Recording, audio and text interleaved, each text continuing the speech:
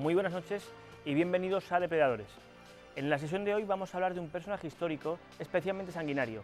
Me refiero al dictador soviético Joseph Stalin, bajo cuya represión perdieron la vida millones de personas. Asimismo, se trata de un personaje que jugó un papel fundamental en el comienzo de la Guerra Fría. Comenzamos.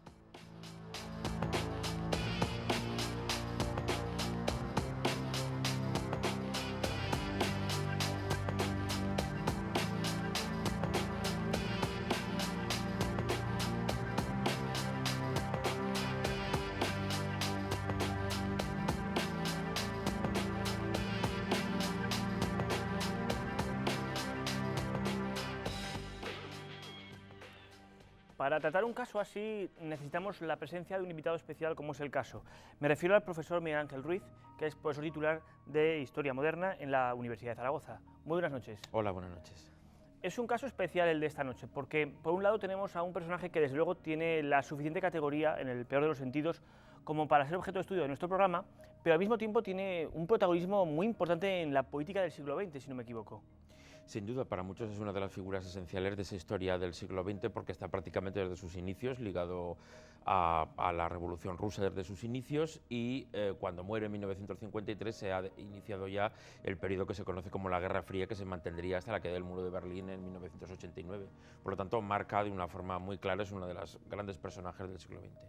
Y supongo que también Stalin, digamos que de alguna forma, configura ya la convicción de Rusia contra lo que es el régimen de los zares, ¿no? Ya por parte de Lenin y luego él ya directamente, digamos que consolida ese régimen comunista. Stalin era una de las personas que formaban parte del staff revolucionario, por decirlo así, que estará junto a Lenin, que estará preso por parte de los zares, será reprimido y será de los que estén desde el principio junto a él y también dentro del grupo de sucesores de Lenin hasta que él se hace definitivamente con el poder al final de los 20.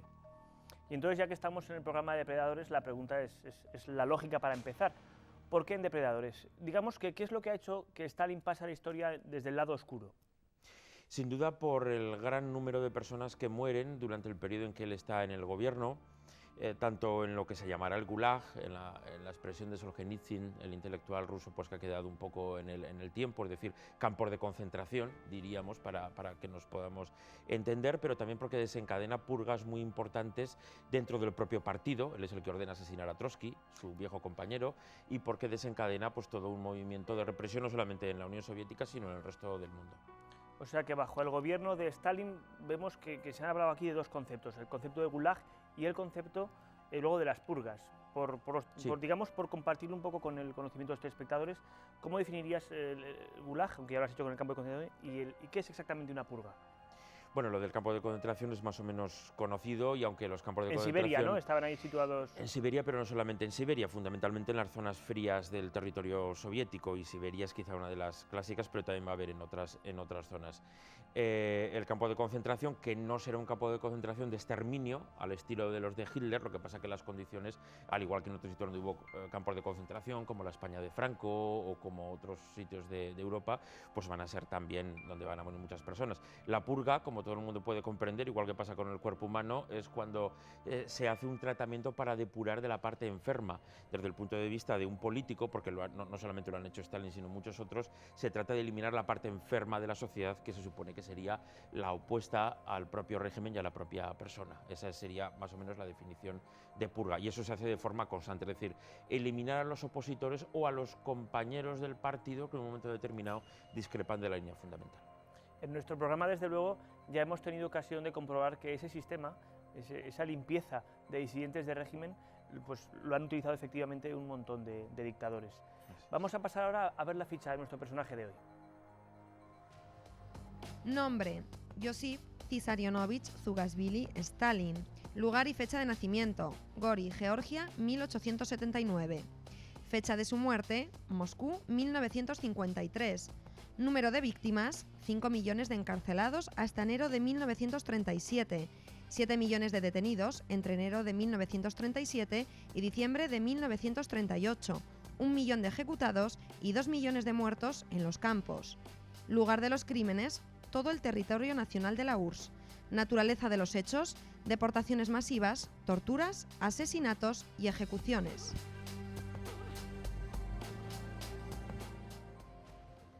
Como en muchos otros casos, es importante entender la coyuntura bajo la que nace y aparece la figura de Stalin.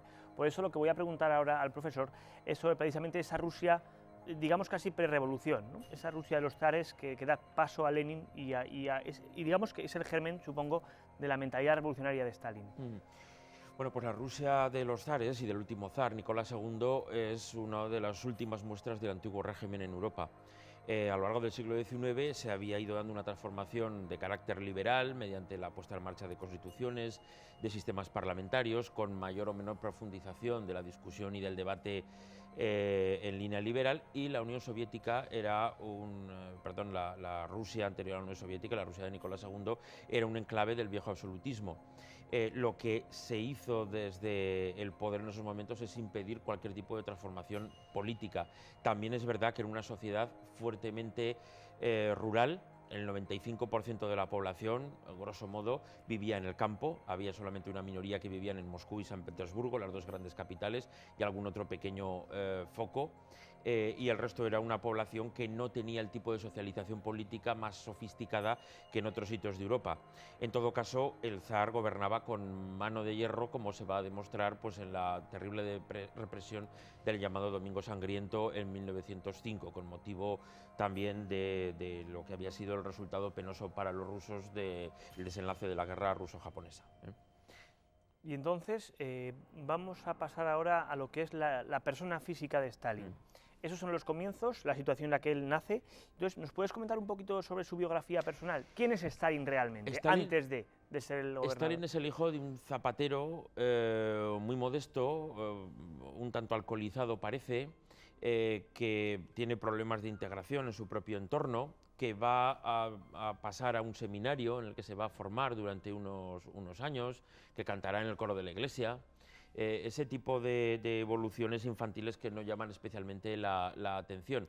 Perdona, supongo que el hecho del seminario, de la presencia del seminario, no es por una vocación religiosa, sino como cauce para salir de la pobreza, que era algo muy habitual en la época. Era muy habitual, pero no lo sabemos. En esos momentos, como tú has dicho muy bien, la religión y los estudios religiosos es una forma de que la gente salga, pero yo creo que tampoco debemos, como con ningún otro personaje histórico, a la luz de lo que ocurre posteriormente, juzgar lo que se hizo antes. Realmente no sabemos si el jovencísimo Stalin tenía o no mayores o menores creencias religiosas. La cuestión es que junto con los demás se forma en el seminario, y a partir de ahí enseguida se va a alejar de su casa y va a prácticamente no tener otro oficio que el de revolucionario prácticamente pues, desde su primera juventud. Después ahora estamos viendo además la foto de joven, una vez que hemos visto un poco esos hechos biográficos, ¿te atreverías a hablarnos de él en referencia a su personalidad? ¿Cómo es Stalin? Bueno, lo que pasa con los dictadores y con las personas que de alguna manera, con el paso de los años, cuando están en la plenitud de su poder, se rodean de un cinturón de secretismo, en que hay miedo y por otro lado fascinación, que es muy difícil llegar a conocer cuál es la auténtica personalidad. Yo creo que en lo que casi todos coinciden es en varios aspectos que a veces pueden parecer contradictorios. Muchos hablan de su mediocridad, del escaso peso e inteligencia de su opinión dentro del seno de esa gente cercana a Lenin de la primera época. Otros hablan de su astucia, de su capacidad para, de una manera discreta, de alguna manera defender y llevar adelante sus posiciones. Otros hablan de su brutalidad, de su comportamiento grosero y zafio. El mismo Lenin lo dijo en bastantes ocasiones, sobre todo por una disputa que tuvo con Stalin con la mujer de Lenin, en la que acabó insultando. Es decir, era una persona también de muy malos modos, por decirlo así. Hombre, era de extracción social baja, supongo que eso influye, ¿no? Era baja, pero ha ocurrido y ocurre con muchas otras personas de extracción baja que precisamente en las maneras y en la forma de relacionarse con el mundo son muy prudentes. El caso de Stalin es un hombre que va a tener muchos arranques de furia y un perfil, bueno, pues que iba desde la aparente quietud, desde la aparente calma a ataques de ira periódicamente. En todo caso, también es una persona que va a pasar por un cierto aprendizaje, va a ir aprendiendo a usar sus emociones y desde luego para muchos, sobre todo en la época de su cenit de poder, desde los años 30 hasta su muerte en 1953, va a ser un hombre muy reservado, que tan pronto aparecía acariciando a los niños como se comportaba de una manera muy dura y muy cruel con su entorno. Quizá la crueldad es uno de los rasgos que más claramente han quedado de la memoria de los que lo conocieron o lo tuvieron cerca. Una de las alternativas que nos ha dado el profesor sobre Stalin era el de una persona de poco peso en el círculo de Lenin. Esto es llamativo porque también en nuestro programa, no sé si recordarán, que también estamos acostumbrados a ver cómo determinados dictadores, sobre todo en el ámbito latinoamericano, no eran grandes personajes, sino más bien mediocres, digamos que personajes secundarios, que por determinadas circunstancias acceden al poder y también tenían el denominador común de la crueldad. ¿Tú de esas alternativas que has mencionado, quizá estaríamos ante un...? Yo creo, claro, estamos siempre hablando de interpretaciones psicológicas de personajes con el riesgo que ello supone, pero uno de los objetivos siempre de Stalin fue que le fuera reconocida su valía, porque era un hombre extremadamente inseguro, solamente la gente insegura es cruel. Esa enorme inseguridad pues le va a llevar a ver a buena parte de los compañeros de partido, compañeros con los que había compartido cárcel, persecuciones por parte de los zares, como enemigos y acabar ordenando su fusilamiento o su desaparición física, o en el mejor de los casos su exilio. Eso va a pasar incluso con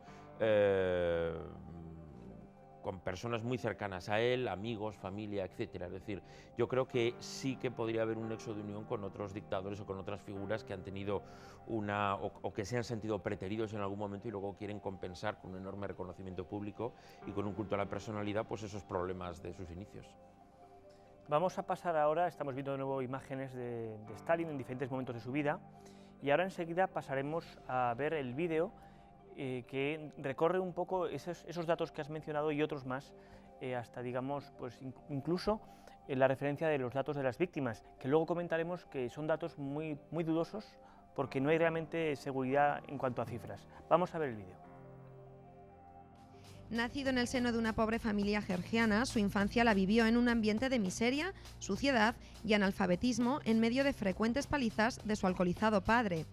Con objeto de escapar de tal situación, ingresó en un seminario de donde fue expulsado antes de cumplir los 20 años por actividades en el seno de un grupo socialista. Previamente a la Revolución Rusa, en la que tomará parte de manera muy activa, recorre Rusia de manera clandestina, organizando actos en contra del régimen del zar Nicolás II. Ello le obliga a moverse en la clandestinidad, ocultándose bajo distintas identidades, hasta que es apresado y deportado a Siberia. De allí logrará escapar para reincorporarse a las filas revolucionarias, donde se decide a distribuir panfletos y organizar huelgas en contra del poder establecido mientras apoya a Lenin. Más tarde logrará ser nombrado secretario general del partido, cargo que aprovechará para manejar los hilos del poder y colocar a seguidores suyos a lo largo de todo el territorio ruso. De esta manera se asegura los apoyos suficientes para suceder a Lenin cuando éste abandone la política activa, lo que ocurrirá en 1924. Conseguido el poder, el siguiente paso de Stalin fue realizar una purga entre aquellos dirigentes que pudieran hacerle sombra o discutir sus decisiones. Su mayor víctima fue Trotsky, dirigente histórico y creador del Ejército Rojo, a quien obligó a exiliarse en México y quien más tarde resultaría asesinado por ser una pieza incómoda para el gobierno de Stalin. Como máximo dirigente de la Unión Soviética, dictó el primer plan quinquenal para impulsar la industrialización con la finalidad de aumentar la productividad y convertir a Rusia en una potencia industrial y autosuficiente. Al mismo tiempo, impuso por la fuerza la colectivización del campo, desarrollando una política de terror entre los campesinos que incluyó deportaciones masivas, traslado de pueblos y ejecuciones sistemáticas. También el Estado vigilaba los índices de producción, llegando a encarcelar a los responsables de las fábricas si no se cumplían los objetivos previstos. El resultado de todo ello fue una invasión permanente del Estado de todos los rincones de la sociedad rusa, creando un clima de vigilancia constante en aras del triunfo de la revolución y el incremento de la productividad. La situación se agravó aún más con el asesinato de Kirov, secretario general del partido, en 1943, que dio lugar a una de las mayores y más sangrientas purgas del siglo XX. Pobre pueblo ruso que no sabía lo que se le aproximaba con el advenimiento de Stalin al poder. Hablando de ese tema, tenemos que entonces mencionar la cuestión de esa represión y ese control. ¿Cómo llega al poder Stalin para llevar a cabo sus planes? Bueno, Stalin forma parte, como hemos comentado antes, del núcleo de seguidores de Lenin. Cuando Lenin cae enfermo en 1922 y acaba muriendo en 1924, no hay una sucesión formal, porque el Estado soviético además tiene muchas caras, pero Stalin está muy bien posicionado y utilizará todos los medios a su alcance para ganar en peso, de tal forma que en torno al año 28-29 él es el nuevo líder. Lo que ocurre es que no hay, como va a ocurrir en otros momentos del Estado soviético, un nombramiento, un cargo individual que de alguna manera consagre eso en un momento determinado, sino que es un proceso progresivo en que gana peso y poder. Se puede decir que a la altura de 1929 él es el que controla plenamente la maquinaria del partido y la maquinaria del Estado en la antigua Rusia. O sea que en cualquier caso nos encontramos ante un sagaz estratega, ¿no? De contactos, poniendo amigos en determinados sitios. Desde luego está ahí porque es un hombre capaz de hacerse con ese control y con ese poder a través de su conocimiento de las personas y de la propia circunstancia de orfandad del partido una vez muerto el gran líder Lenin. Supongo que él, como un poco en plan carroñero, ya debió preparar el final de Lenin. Sabría que había ese vacío y ahí estaría él. No, bueno, Lenin evidentemente a todos le va a sorprender la enfermedad, pero es verdad que él va a estar muy pendiente de un poco del entorno, de la esposa de Lenin, de los amigos, de la gente que le visitaba, porque él quería ser de alguna forma uno de los que señalara cuál iba a ser la futura política del Estado soviético. Un sucesor. Muy bien. Stalin, por tanto, llega al poder. ¿Y entonces qué? ¿En qué cambia Rusia? Bueno, el cambio aparentemente es ninguno, porque la continuidad del régimen es total. Siguen en marcha todos los mecanismos representativos que con sus problemas pues, ha establecido el sistema soviético. Lo que sí que ocurre es que empiezan a cambiar cosas en el sector económico. La llamada nueva política económica, que dejaba algo de sistema de mercado dentro del sistema planificado soviético, va a dejarse de lado y va a empezarse lo que se ha dicho en el reportaje, la colectivización del campo. Lo que significa que, sobre todo en los 2-3 años siguientes, que se va a intentar acabar con los kulak, como se decía en la Unión Soviética, es decir, los campesinos propietarios, porque de alguna forma era el sector enemigo de la revolución. Y entonces lo que se hace es intentar destruir los viejos mecanismos de vida en el campo, colectivizarlo, hacer que se congregaran todos en granjas colectivas y hacer también que una parte de esa población fuera a la ciudad proletarizándola, es decir, haciendo que los obreros industriales tuvieran más pesos que los agrícolas. Eso por un lado. Por otro, Stalin lo que va a hacer es enfrentar a algunos de sus compañeros de partido con otros, de tal forma que él quedaba por encima e iba siendo el que tuviera el poder y el control absoluto. De esta manera pues se consigue un poder prácticamente omnímodo dentro del partido y fuera de él también, porque el terror acaba siendo un arma fundamental para lo que va a ser el poder de Stalin. Régimen del terror. Stalin, como cualquier fanático por una ideología, descubre ante él, por tanto, pues esa figura de los disidentes hostiles, ¿no? Ese enemigo al que hay que eliminar, esa limpieza que comentábamos antes con las purgas. ¿Quién es el enemigo de Stalin? ¿Contra quién van a ir dirigidas esas purgas? Y, por cierto, ya puedes hablarnos un poco de las cifras reales. Una matización, Stalin no tenía nada de fanático. No creo yo que creyera especialmente en nada, como todos los grandes dictadores también, si no es muy difícil que se llegue al poder si tienes demasiadas ideas. De alguna manera, él evidentemente tiene un aprendizaje revolucionario y tiene una serie de referentes, pero desde luego él tiene muy claro, como se va a ver en la política que se aplique durante la Segunda Guerra Mundial, antes y después, que por encima de las ideas estaba la supervivencia personal de él como dirigente y de la propia Unión Soviética. Por eso se aliará en algunos momentos como Hitler y en otros momentos se aliará con los aliados y posteriormente se tomarán otras decisiones que a lo que iban siempre es a consolidar el poder de la Unión Soviética en el campo internacional y el personal como dirigente. Yo creo que la represión hacia sus compañeros y hacia los presuntos enemigos del Estado, que yo no creo que hubiera muchos dentro del seno de la sociedad soviética después de la guerra civil que hubo entre 1918 y 1921, iban dirigidos, como digo, a que no hubiera alternativas a su propio poder y a hacer de alguna manera que la sociedad soviética se rehiciera completamente, cambiando sus raíces y sus características, con un norte revolucionario si se quiere, porque la transformación de la sociedad es real, no solamente aparente, pero desde luego no hay una represión que se utilice por un fanatismo estrictamente religioso, sino por cálculos de poder, incluso pues llevando a a una serie de acciones que nos pueden parecer irracionales. Por ejemplo, y hablando de las cifras, es muy difícil saber qué número de personas se puede atribuir su muerte a Stalin, porque cuando hablamos de 20 millones de muertos, como se ha hablado en algunos libros, lo que pasa es que cuando uno habla de 20 millones de muertos da igual hablar de 10 que de 20 o que de 30, moralmente es lo mismo. Estamos hablando, por ejemplo, de los 5 millones de personas que aproximadamente mueren en la gran hambruna que se da en Ucrania a la altura de 1932-1933. 5 millones de personas, mujeres, niños, hombres, que mueren. Evidentemente, no es una orden de represión expresa, lo que pasa es que las decisiones que se toman y que significan sacar grano constantemente de Ucrania y no favoreciendo sino impidiendo precisamente la producción por el tipo de control político que se implanta en las granjas, hace que se den esas hambrunas terribles y que él no quiera resolver eso, porque para Stalin y para otros dirigentes del partido que le secundan, el hambre es también una forma de establecer la disciplina revolucionaria y el control total.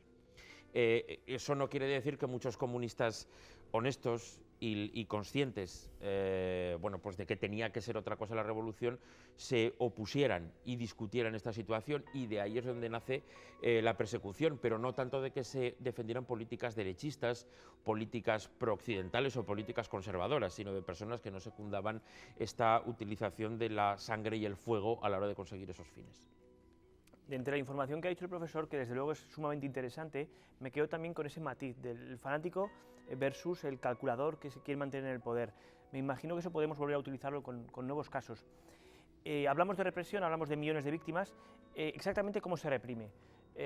Hay torturas, hay ejecuciones sumarias, hay envíos masivos a los gulags. ¿Cómo? Hay torturas, hay ejecuciones, hay envíos a los gulags, pero lo que hay globalmente es un mecanismo que favorece la delación, la denuncia del vecino, del amigo. Claro, supongo que eso es el arma perfecta para el régimen del terror. Claro, en otros momentos en que ha habido también una situación de terror muy fuerte, nuestra propia Guerra Civil Española, la China de Mao, el mismo sistema de funcionamiento del nazismo, supone y se basa en gran medida en la delación, en el terror de que la persona más cercana lo puede utilizar contra ti. Pero junto a eso estaba la acción directa de represión del Estado, pues en ese campo que va a ser diezmado por parte de los soviéticos, de los agentes soviéticos, también con esas deportaciones masivas de poblaciones enteras en muchas ocasiones, represión también de cualquier conato de nacionalismo en el seno de la Unión Soviética. Hay que recordar que él no era ruso, él era georgiano, que ahora es un país independiente desde la desaparición de la Unión Soviética, y fue especialmente implacable con su propia tierra de origen. Cualquier tipo de manifestación de nacionalismo georgiano era aplastado con un gran interés por su parte, ¿no? Mientras los consideraba prácticamente pues, una gente absolutamente ligada a los intereses pequeños, muy provinciana, que dejaba de lado lo que era la gran maquinaria soviética. Entonces hay muchas formas de proyectar esa represión. Desde luego quizá la más conocida, y sobre la que hay libros muy interesantes, es precisamente sobre el sistema de campos de concentración y todo lo que era la anulación de la persona. Hay que pensar que no solamente estamos hablando de detenciones y de fusilamientos, sino de personas que son sometidas a confesiones públicas ante testigos, tienen que reconocer sus errores y de alguna manera humillarse ante todos. Supongo que incluso ese sistema de delación que has mencionado puede remontarse incluso a la Inquisición, que también lo hacía en ese sentido para crear ese régimen de denuncias de cercanos. Desgraciadamente la delación es tan vieja como la raza humana, es decir, forma parte de una de nuestras mayores miserias, y eso es que cuando hay miedo el ser humano lo que quiere es sobrevivir, y si para sobrevivir tiene que delatar a las personas más cercanas incluso y a las que más ama, pues lo hace, lo ha hecho en guerras, en situaciones de crisis, y esa es una de las cosas quizá más criticables de lo que fue la concreción de la época de Stalin. Partir de una utopía poderosa que hablaba de la liberación de la persona y una ideología del comunismo por la que murieron miles de personas muy nobles y que realmente buscaban un mañana mejor, la convirtió en un instrumento de terror y de dominio que lo que hizo fue pues, enfangar una idea que como otras era hija de la Ilustración y que buscaba pues, una mejora del hombre, y lo que se llevó sobre todo en esta época de Stalin pues, es a que se convirtiera en un mecanismo de terror y de destrucción de la dignidad, y cuando falla la dignidad la delación y la miseria pues ocupan su lugar. Muy bien, vamos a pasar ya al móvil, al por qué Stalin llegó donde llegó, pero antes vamos a hacer una muy breve pausa para publicidad. Enseguida volvemos.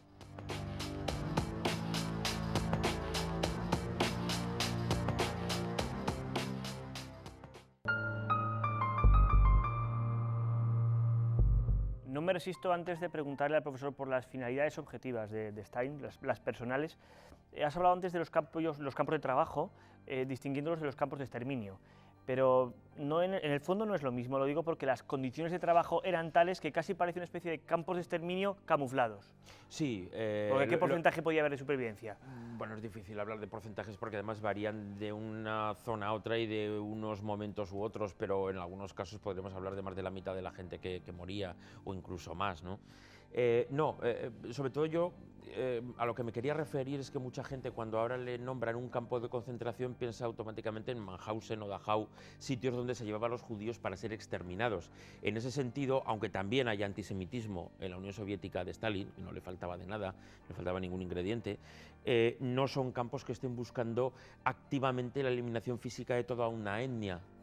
Lo que están creando es una maquinaria de terror para toda la sociedad sin distingos. Es decir, en realidad es un terror, si se puede permitir la expresión un tanto perversa, mucho más democrático, porque puede llegar a todos. Por poner un ejemplo, dentro de los ciclos de purgas, por ejemplo, en la época de 1936-39, que además coincide con la Guerra Civil Española, aunque en sí mismo no tenga nada que ver, hay un ciclo de represión muy fuerte, pero que alcanza a los mismos dirigentes comunistas en muchos sitios. Cuando, por ejemplo, Stalin quiere paralizar por el terror a quienes desencadenan ese terror, de pronto lo que hace es decir que ha habido exceso de terror y de tener un montón de gente que a su vez es aterrorizada, detenida y fusilada. Con lo cual, de alguna manera, todo el mundo siente que le puede llegar ese terror.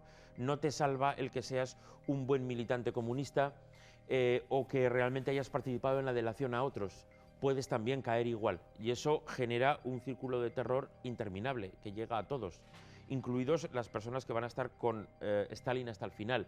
Muchos van a decir a todo lo que oían de la boca de los que algunos han llamado el zar rojo, a todos que sí, porque lo que tenían miedo es que si no le decían que sí, ellos fueran los siguientes. Y ese es uno de los elementos más perversos de la espiral de terror.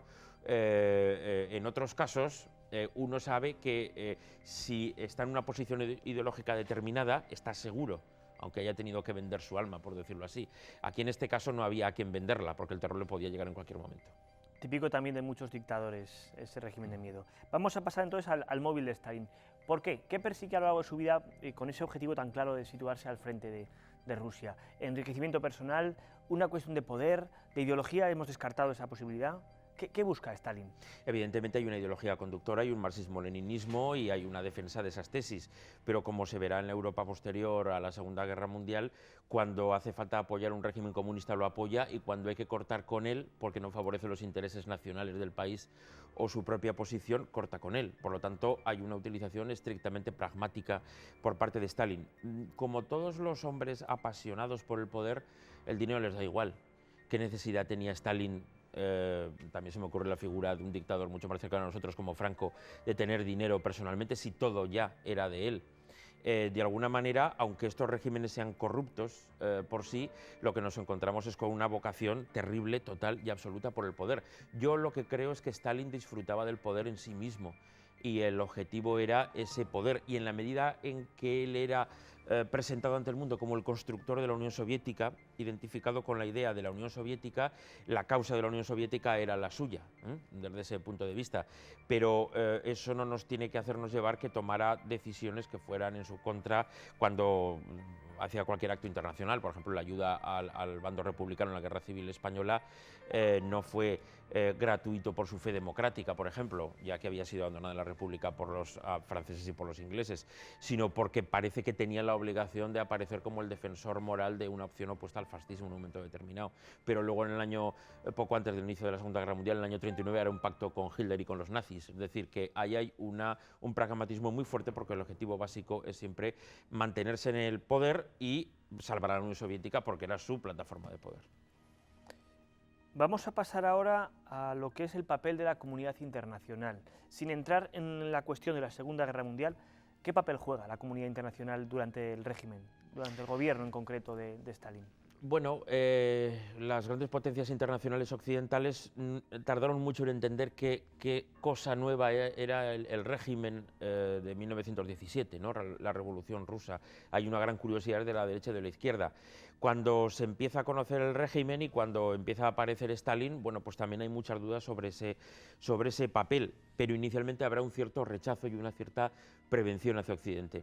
¿Por qué? Porque de alguna forma la ideología que se defiende, la desaparición de la propiedad privada, se entiende que es un ataque directo al capitalismo y a la forma de vida occidental. Stalin siempre creerá también que los capitalistas, los regímenes occidentales, quieren acabar con el proyecto comunista que se está defendiendo en la Unión Soviética, y por lo tanto ahí hay una pugna de alguna manera que se mantiene en el tiempo. Y esto solamente empieza a cambiar en los años 30, cuando realmente juega un papel internacional mucho más activo con el ascenso del fascismo, cuando presidentes como el norteamericano Roosevelt empiezan a ver en la Unión Soviética pues alguien con quien poder establecer unos lazos más duraderos, como se verá a partir del inicio de la guerra en 1939.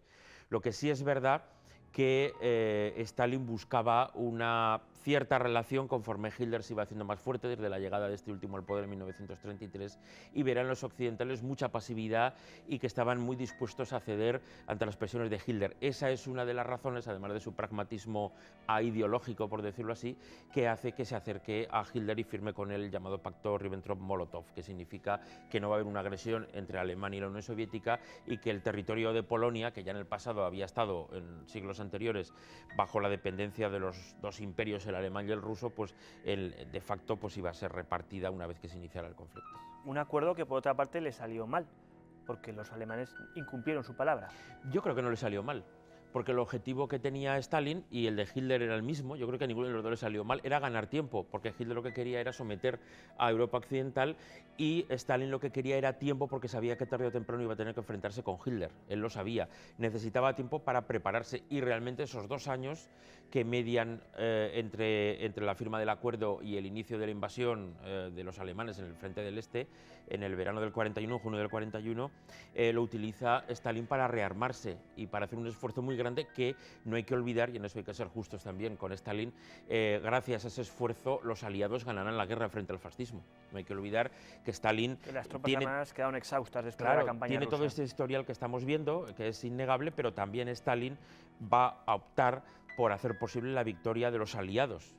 Entonces esa realidad tampoco la podemos dejar de lado, independientemente de la enorme crueldad para su pueblo y de su cinismo en política internacional. Sí, cinismo, porque realmente se demuestran acuerdos como este como auténticas partidas de ajedrez, donde los dos rivales saben que lo que están haciendo es casi una pose, ¿no? En ese sentido. Vamos a pasar ahora al final de la dictadura de Stalin. ¿Cómo tiene lugar? Bueno, se muere, por decirlo en pocas palabras, es decir, tiene algo parecido a un derrame cerebral y muere en marzo del año 53. Lo que sí es verdad que desde el fin de la Segunda Guerra Mundial el Kremlin se había hecho cada vez más oscurantista, se había fomentado cada vez más el nacionalismo ruso y panruso en detrimento del internacionalismo soviético. Oye, perdona, te voy a interrumpir porque cada vez que mencionamos en este programa determinados términos me gusta aclararlos. ¿Qué es el Kremlin para los telespectadores? Bueno, el Kremlin es el viejo palacio en el que ya residían los zares y donde reside el presidente Vladimir Putin actualmente, donde está el gobierno soviético. Está en la misma Plaza Roja, que aunque la gente cree lo contrario, roja es una traducción aproximada del ruso que significa hermosa, Plaza Hermosa. No viene de la época de los soviets, sino que es anterior, de la época de los zares. Y es el palacio, que además es un enorme palacio por dentro, que está lleno de iglesias y de muchas dependencias, que va a ser el eje de poder pues, desde su creación en la época zarista. O sea que en los últimos años de su vida se fue haciendo oscuro todo el gobierno. Se fue haciendo oscuro, se fue haciendo muy nacionalista, se fue de alguna manera separando de los pocos compañeros que aún quedaban con los que podía tener relación, se va haciendo mucho más difícil acceder a él. Ocurren cosas como, por ejemplo, la prohibición de la música de jazz. Por ejemplo, también el arte de vanguardia que había caracterizado los años 20 y 30 con el constructivismo, por ejemplo, de Malevich, queda en un segundo plano, y lo que se busca son el arte estrictamente dirigido al culto a la personalidad de Stalin, que aparece en todos los cuadros, que ya no son abstractos, sino que son figurativos. Es decir, cambia completamente y se hace, por decirlo así, más conservador de lo que ya había sido el régimen de Stalin. Conservador no en el sentido ideológico, sino en el sentido de que las costumbres lo que hacen es un rechazo de lo exterior, de lo externo. También empieza a darse una cierta persecución contra los judíos, no en el sentido de Hitler, pero sí que hay bastantes prejuicios hacia los judíos, y de hecho hay varias purgas y varios procesos contra judíos que están cerca de Stalin. Por ejemplo, los médicos que son de origen judío y a los que van a ser detenidos porque se va a decir que conspiraban contra su salud. Afortunadamente, la muerte de Stalin evita la seguramente o casi inevitable muerte de los médicos. La verdad es que iba a preguntar al profesor sobre qué país deja el dictador, pero casi has contestado ya, porque supongo que ese tipo de hechos se mantienen a partir de su muerte. Hay una sesión muy famosa que encabeza una sesión del Politburó, del máximo órgano de gobierno de la Unión Soviética, que encabeza Khrushchev, y que a puerta cerrada, en 1956, denuncia los crímenes de Stalin. Alguno puede pensar que cuando vemos a Stalin de una manera crítica, de alguna manera nos estamos dejando llevar por la desaparición de la Unión Soviética, por la caída del comunismo y esa serie de cosas. No, yo creo que reducir la historia de la Unión Soviética a la figura de Stalin es un error, es una gran injusticia histórica con sus luces y sus sombras. Pero el propio Khrushchev, cuando prácticamente llevaba 3 años muerto el que había sido el anterior dirigente, se va a poner de manifiesto estos crímenes y va a ser el propio régimen soviético, ya con otra persona, con Khrushchev, como digo, quien denuncie este culto a la personalidad y este terror que se ha vivido. Es decir, la propia Unión Soviética es consciente y hace una reflexión sobre los crímenes y las purgas a las que le había llevado Stalin. Y de alguna manera lo que se dice es que Stalin había desviado el curso de la historia de la Unión Soviética y había hecho que se perdiera el auténtico norte señalado por Lenin. Eso es lo que Khrushchev va a defender. Por lo tanto, no estamos hablando de algo nuevo que los propios soviéticos no admitieran a los pocos años de la muerte del dictador. Por lo tanto, es un país, desde luego, en muy mala situación, pero hay que decir una cosa que también es otra realidad.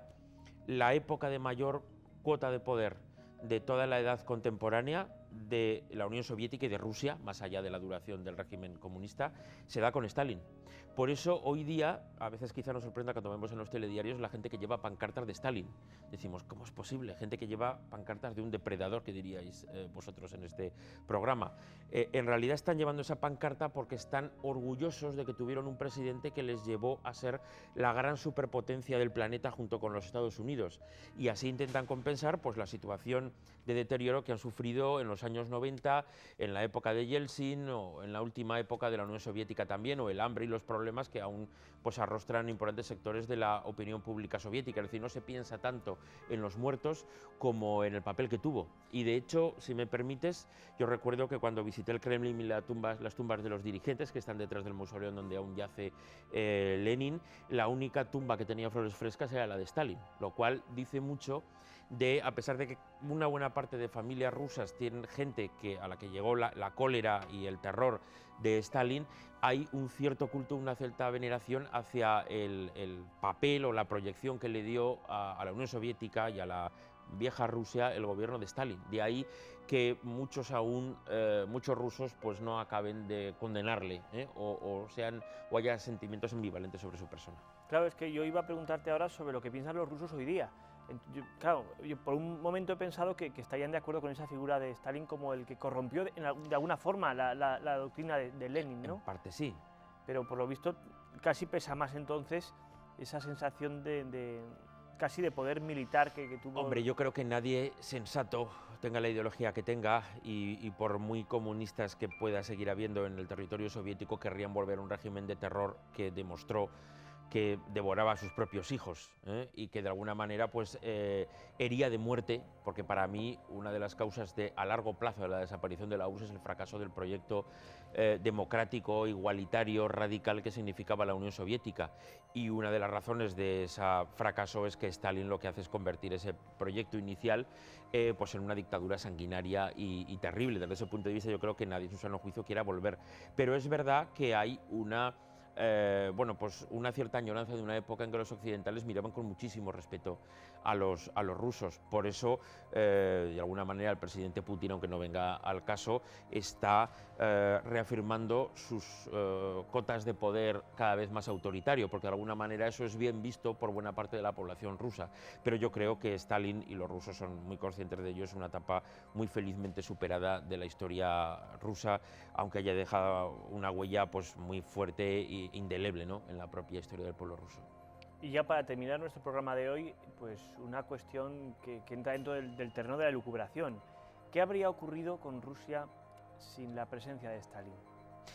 Bueno, la contrahistoria o la historia contrafactual es un terreno realmente muy resbaladizo, ¿no?, saber qué hubiera pasado sin. Yo creo que habría habido una lucha de poder entre los dirigentes soviéticos. Sí que es posible que se hubiera llegado al poder una persona menos cruel, con unos afanes de buscar lo mejor para su pueblo realmente y no para sí mismo. Hubiera podido ser la Guerra Fría más suave, de alguna manera poner en marcha mecanismos que hubieran dado mejores niveles de vida a la población soviética, y a lo mejor quizá la Unión Soviética podría seguir existiendo de una forma u otra, seguramente con un carácter más abierto, pero también es verdad que esa lucha de poder que se desencadena porque los canales de conexión democrática entre las bases del pueblo y los dirigentes ya se habían cegado con anterioridad, desde mediados de los años 20, pues seguramente hubiera habido alguna variante u otra. Lo que pasa que Stalin sí que es verdad que es el responsable de que no solamente haya una vía equivocada de un régimen, sino que haya una auténtica tragedia de millones de personas que van a perder su vida, ¿no?, en estos sueños de delirio, de poder, bueno, pues del padrecito rojo, del zar rojo, como también se le ha llamado, de Stalin. Pues muchas gracias. La verdad es que es un auténtico privilegio, una suerte poder pues trabajar un caso complejo como es el de Stalin con el apoyo de un experto en historia contemporánea como es el profesor Miguel Ángel Ruiz. Muchas gracias, porque desde luego seguro que nos ha quedado mucho más clara pues la figura y digamos el protagonismo que tuvo en el siglo XX Stalin. Nada más por esta noche. Os recordamos nuestro correo electrónico para que nos enviéis como siempre vuestros comentarios o propuestas, que es depredadores@csdv.es. Y nada más por hoy, os emplazamos a nuestra próxima cita, donde trabajaremos pues de nuevo una figura que tuvo como siempre un protagonismo bastante oscuro. Hasta entonces.